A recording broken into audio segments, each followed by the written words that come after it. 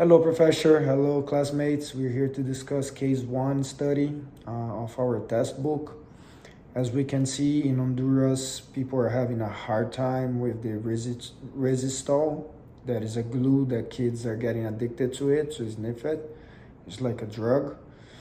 And this product has been making people's lives over there really hard, especially for the kids that they're not even at the age to decide what is good, what is bad, and they're already addicted to a substance that for sure it makes a lot bad for their systems and also for their lives as a whole.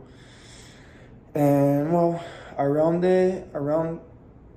after the globalization took place in our world, it's there is this social dilemma where we always discuss how can a company be social responsible and ethical with the public, with clients and employees, and with the world environment, and whether is not an action is actually making any good or any bad to the society as a whole.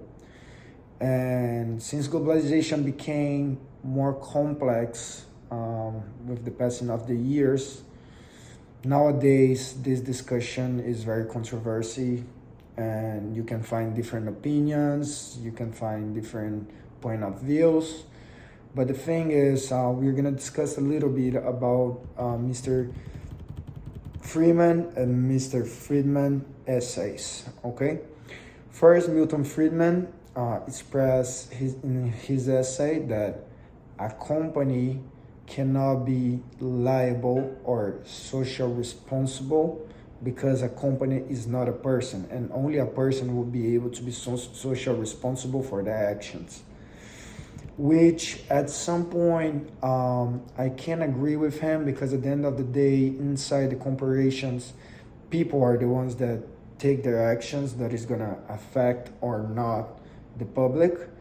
And so people are the like managers, executives, stockholders. They're the ones that must be ethical and social responsible for their actions.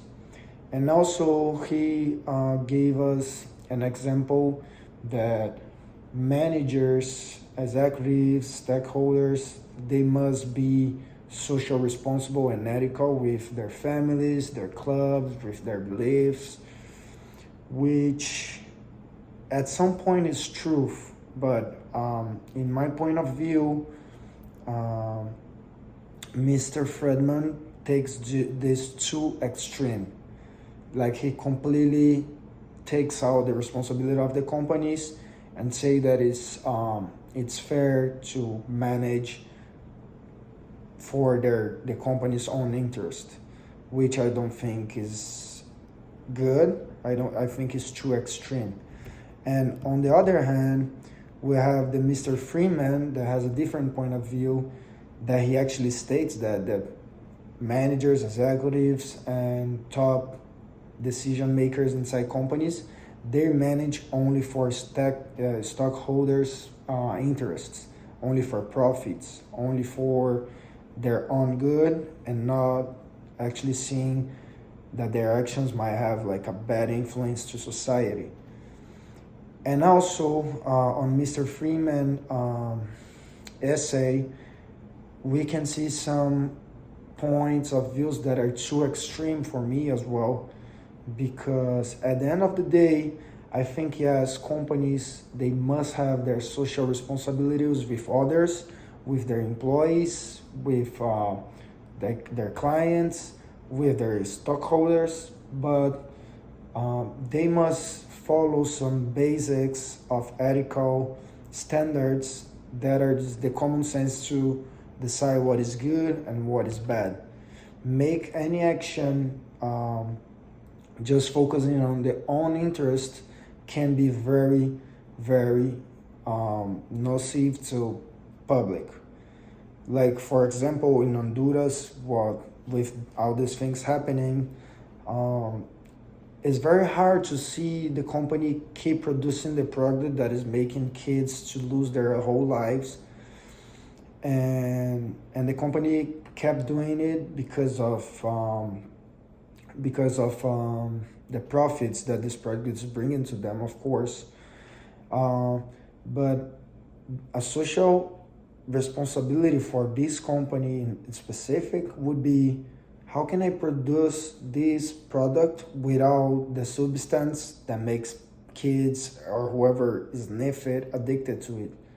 Even though it can bring me costs that I'm not expecting, I cannot feel that I'm being ethical or social responsible with society if I know about the problem and don't face it, don't accept it. And for me, Mr. Freeman and Mr. Friedman, they were too extreme on their points of views. And I do think companies cannot be social responsible, but people who manage these companies, they are social responsible for their actions. So they need to act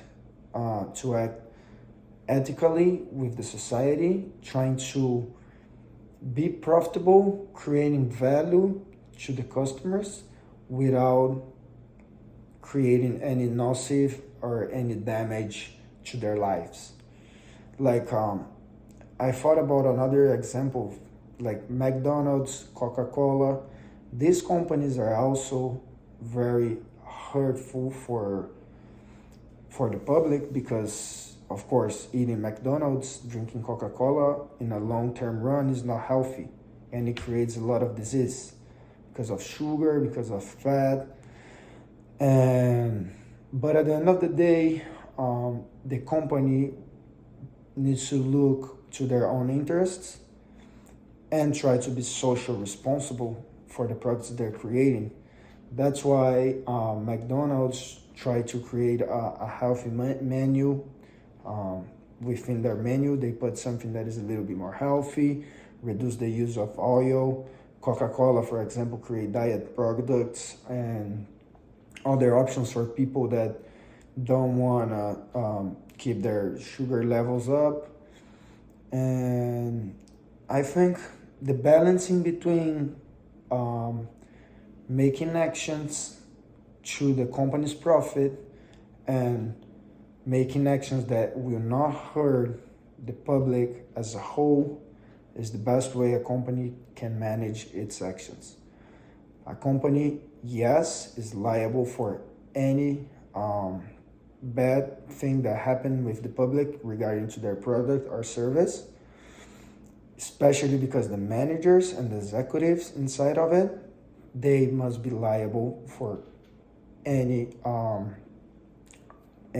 decision that can hurt others. So that's my opinion, and I hope to see you guys soon. Thank you.